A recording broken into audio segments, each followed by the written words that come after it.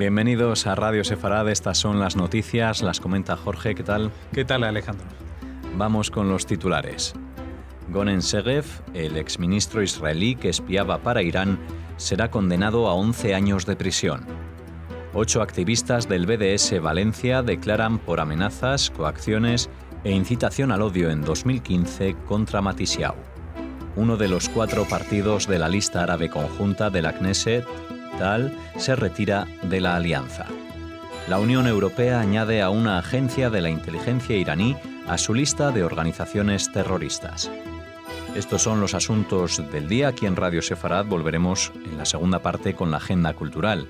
Hablamos ahora del exministro israelí Gonen Segev, que será condenado a 11 años de prisión por espiar para Irán a raíz de un acuerdo entre su defensa y la acusación, anunciado este miércoles por el Ministerio de Justicia de Israel. Segev, que ocupó la cartera de Energía e Infraestructuras entre 1995 y 1996, se declaró culpable de espionaje grave y transferencia de informaciones al enemigo. Fue detenido el pasado mayo en Guinea Ecuatorial y poco después extraditado a Israel. Los secretos revelados incluían información del mercado de energía israelí, la localización de infraestructuras críticas y sobre altos cargos políticos y de los servicios de seguridad. Intentó incluso captar a alguno de sus informantes, ciudadanos israelíes relacionados con la defensa y la diplomacia, para incorporarlos a la red de espionaje iraní y para ello les presentó a los agentes de Teherán como hombres de negocios. Sí, bueno, hace unos meses, cuando fue la detención, por lo que dice la noticia, creo que fue en mayo,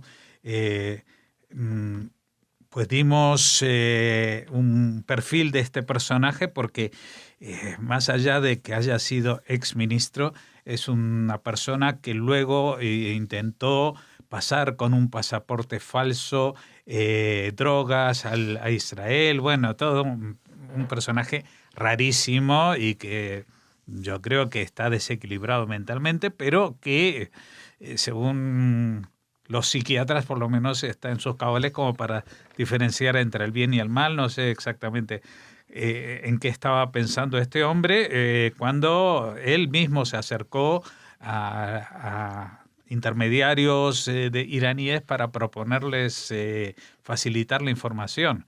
Claro, esta gente me imagino que lo primero que habrán dudado, habrán pensado que este era del Mossad.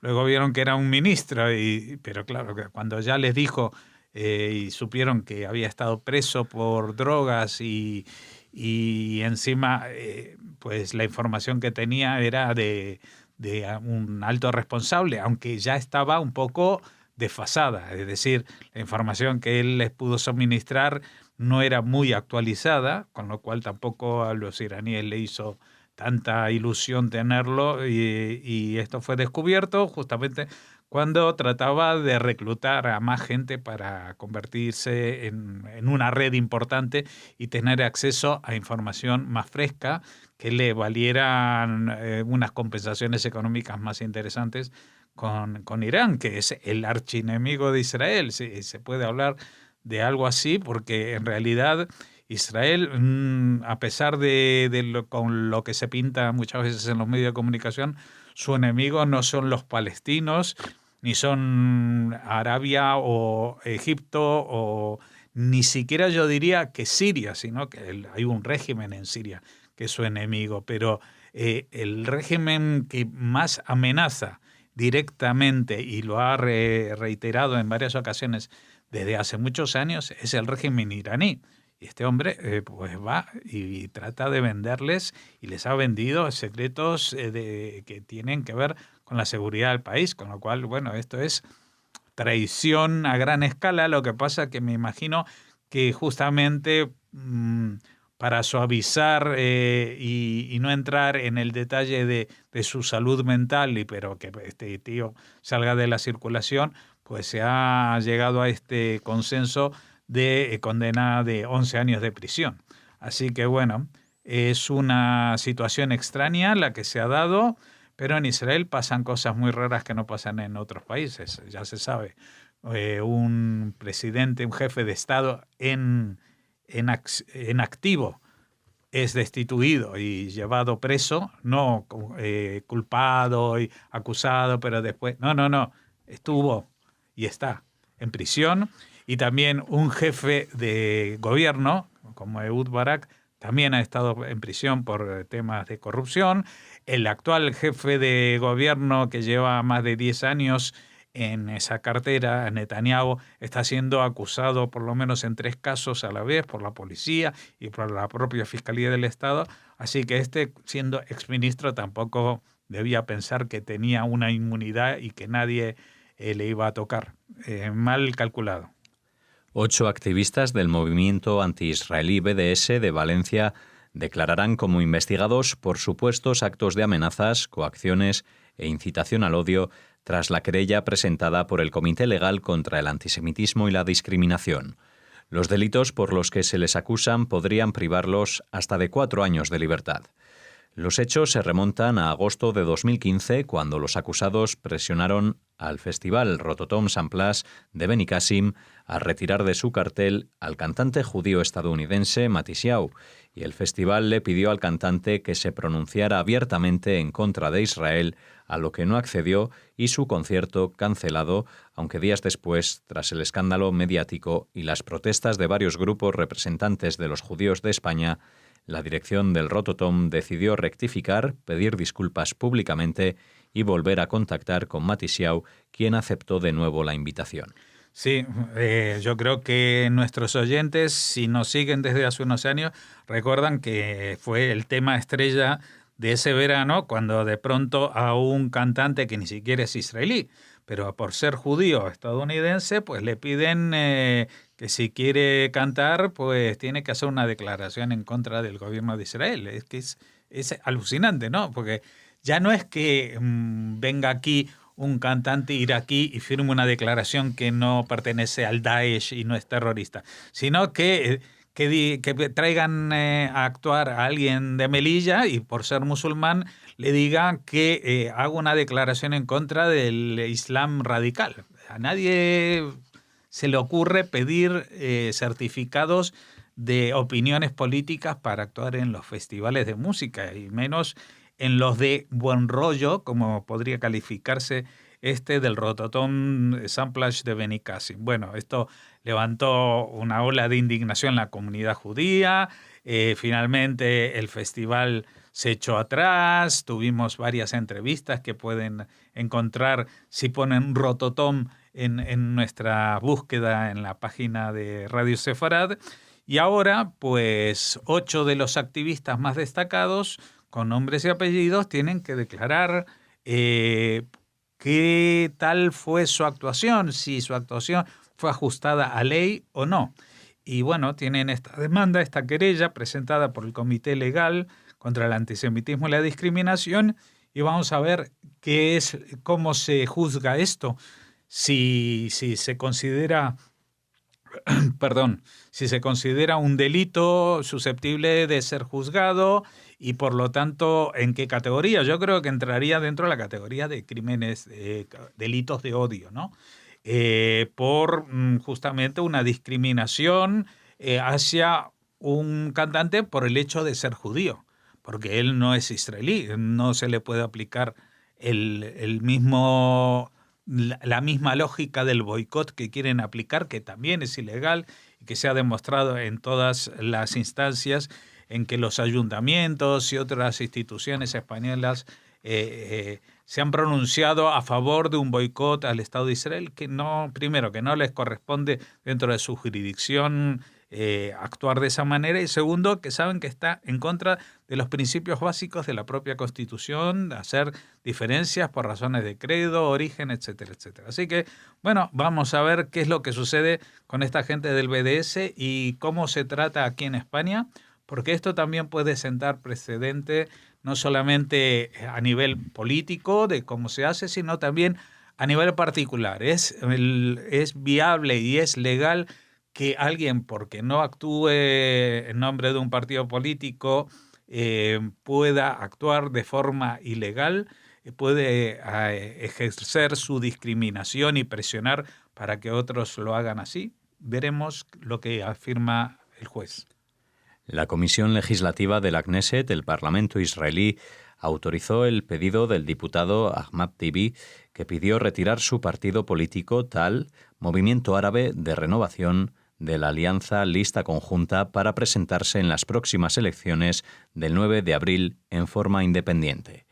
El resto de las expresiones políticas de la Lista Conjunta, Balad, Hadash y la Lista Árabe Unida, seguirán unificados.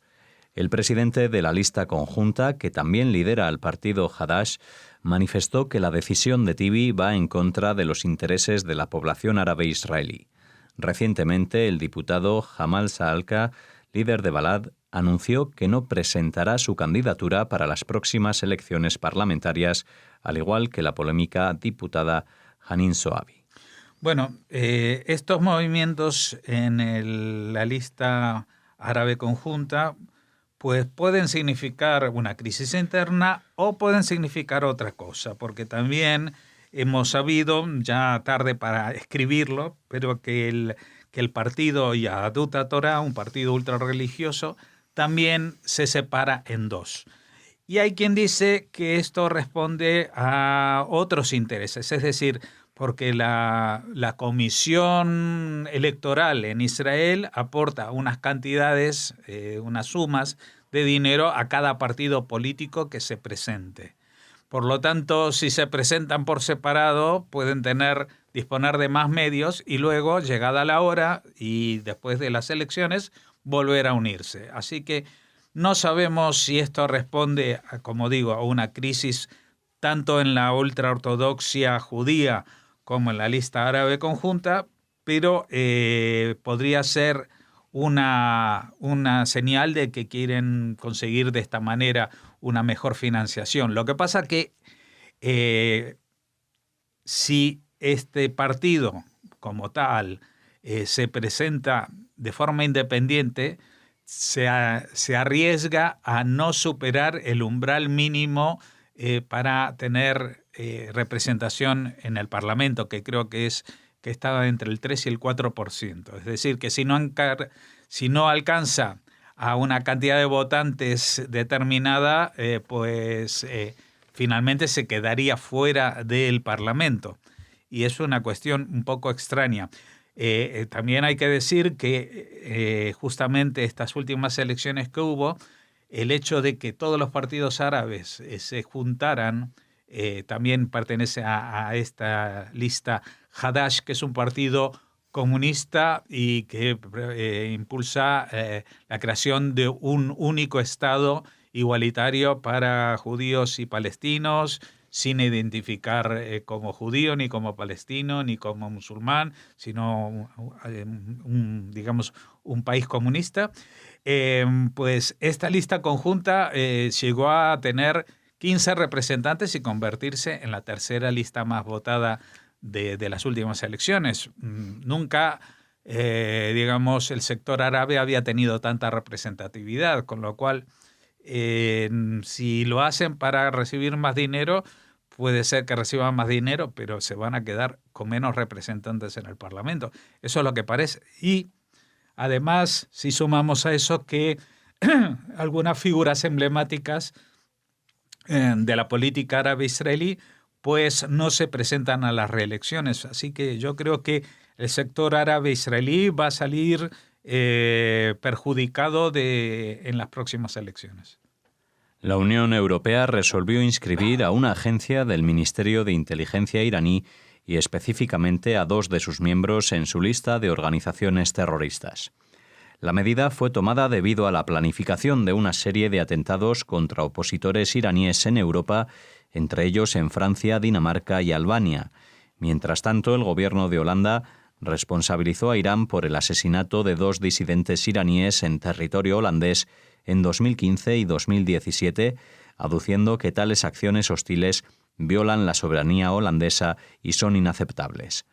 El portavoz del Ministerio de Exteriores en Jerusalén felicitó la decisión, señalando que el régimen iraní financia el terrorismo, incluyendo atentados en el territorio europeo.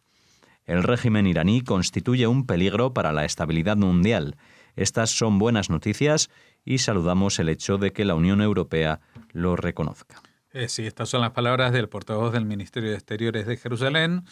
Y la verdad que más vale tarde que nunca, ¿no? O sea, la Unión Europea no ha reaccionado contra la financiación del terrorismo iraní en todos estos años, y llevamos muchos, porque vamos a ver, aquí hemos hablado tantas veces de la causa AMIA, de los atentados del año 92 contra la Embajada de Israel, pero también los del 94 contra una mutual judía, no israelí, es un atentado antisemita en toda regla, que fue perpetrado por Hezbollah, pero bajo las órdenes y la planificación de los jerarcas iraníes que estaban en el gobierno y que siguen estando en los círculos de poder, y por lo cual se han extendido órdenes rojas, que se llaman los papeles rojos de Interpol, para que sean detenidos en cualquier país si salen del suyo, ¿no?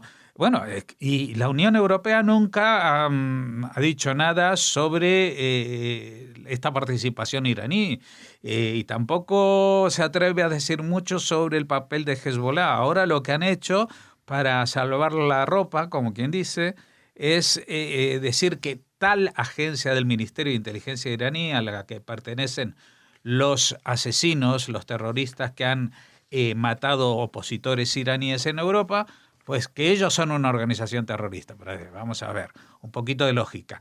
La agencia esta de inteligencia iraní no actúa al margen del gobierno y no actúa al margen del Servicio de Inteligencia General iraní. ¿Qué sentido tiene condenar es como decir, declaramos organización terrorista al MI6 británico, pero no decimos nada al Reino Unido? No tenemos ningún problema con el Reino Unido, pero ¿esto qué es? ¿Y quién le da las órdenes a los servicios de inteligencia? ¿Quién pone en marcha estos operativos para cargarse opositores iraníes en el exterior? Y no ha pasado una vez o dos veces, sino que está pasando y sigue pasando. Ha pasado en Holanda y también se ha detectado, o sea, han conseguido frenar y eliminar la amenaza que se cernía sobre opositores en Francia, en Dinamarca y en Albania.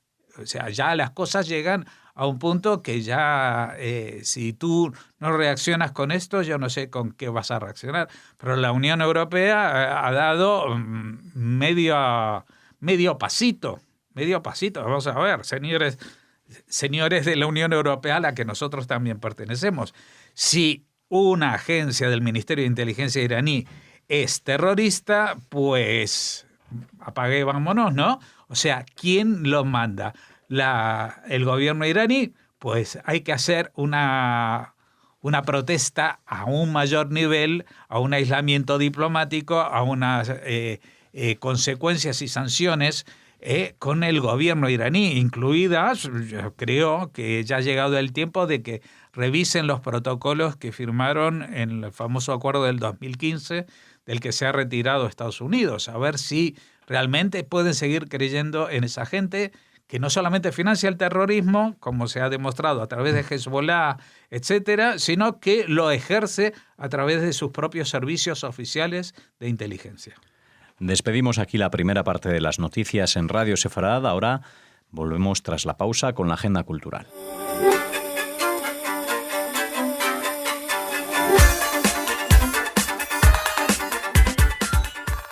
Comenzamos la segunda parte de las noticias aquí en Radio Sefarad. Lo hacemos con Raquel en la agenda cultural. ¿Qué tal, Raquel? Hola, Alex. Hola a todos. Bueno, cuéntanos qué traes para hoy. Pues tener amigos tan atentos como el maravilloso pintor Daniel Quintero nos ofrece la posibilidad de hablar con sus propias palabras de una obra que está presentando en una de las exposiciones más interesantes que se pueden visitar ahora mismo en España. Se trata de Las edades del hombre, contrapunto 20, en la Catedral de Salamanca. Quintero presenta El rey de Judá, Roboán, junto a obras de Pedro Berruguete, Pablo Gargallo, Gregorio Fernández o Diego de Siloé o El Greco, entre otros. O sea que imagínense la importancia de este pintor y de su obra. Él, como siempre, quiere actualizar la memoria del pasado con personajes que tienen que ver con con el mundo judío y en este caso retrata al rey Roboán, al que, como nos dice, le parece oportuno actualizar su memoria. Siguiendo la estela de retratos egregios, dice, intenté reunir en la obra varios conceptos: la violencia y el poder, la apariencia y el orgullo, la riqueza y la debilidad. Todas estas ideas fragmentadas forman parte del color y composición del retrato, y no sería oportuno señalar su ubicación por mi parte, nos comenta. Los cuadros, además, admiten diferentes lecturas. Solo, dice el autor, pondría énfasis en la franja central del cuadro, donde el dibujo a carbón describe el saqueo y fuego del templo de Salomón. Les vamos a poner la imagen para que puedan disfrutar. La ruptura de las tribus, de las 12 tribus en 2 reinos, está simbolizada por el cetro largo y partido en 2. La parte superior, sostenida por la mano izquierda del rey Roboán, representa su reino, y la derecha en azul sobre blanco su sello, el león de Judá. Escritos en hebreo, figuran las 2 tribus de Judá y Benjamín, la parte inferior conteniendo los nombres en hebreo de las otras 10 tribus restantes se sostiene inclinada y separada en un frágil equilibrio. Así que les vamos a poner la imagen para que disfruten de ella y, si pueden, para que se acerquen a esta exposición que podemos ver, como les hemos dicho al principio, en la Catedral de Salamanca. Estupendo, un buen sitio también, además, para ver una exposición. Abríguense.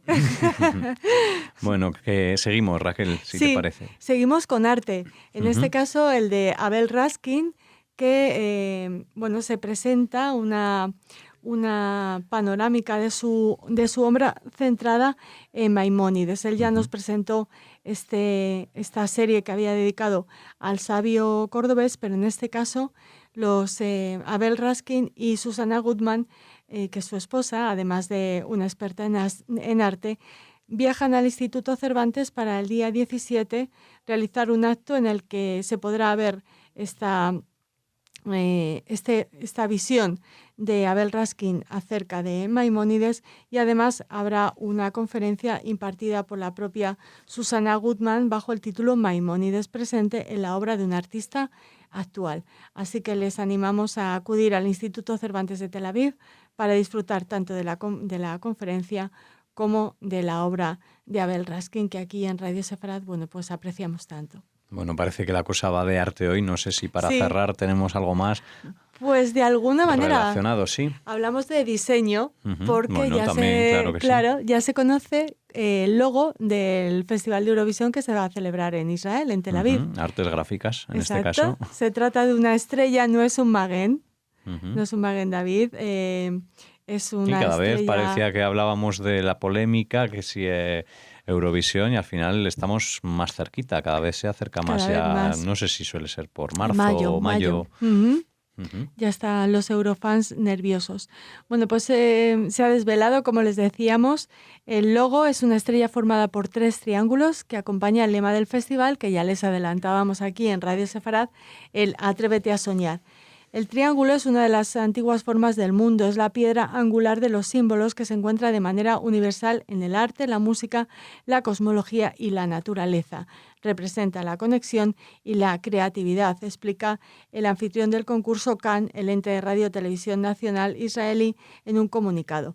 A medida que los triángulos se unen y combinan, se convierten en una nueva entidad única que refleja el infinito cielo estelar, mientras las estrellas del futuro se unen en Tel Aviv para el Festival de la Canción Eurovisión 2019. Están muy épicos. Hay 3 versiones del logo en 3 colores distintos, pero la principal es de color azul y será usada en la mayoría de los casos. Y bueno, según el supervisor ejecutivo de la Unión Europea de Radiodifusión, John Ola, el lema Atrévete a soñar y la estrella simbolizan la inclusión, diversidad y unidad, que son los valores fundamentales del concurso de Eurovisión.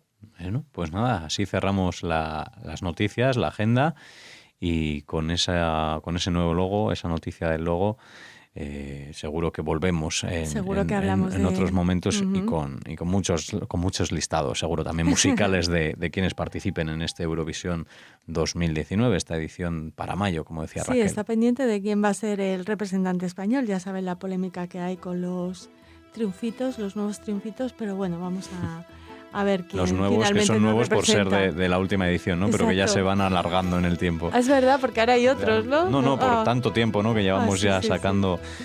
¿Dónde estará Chiquilicuatre? Bueno, así cerramos la agenda y las noticias aquí en Radio Sefarad. Les esperamos mañana. Hasta mañana.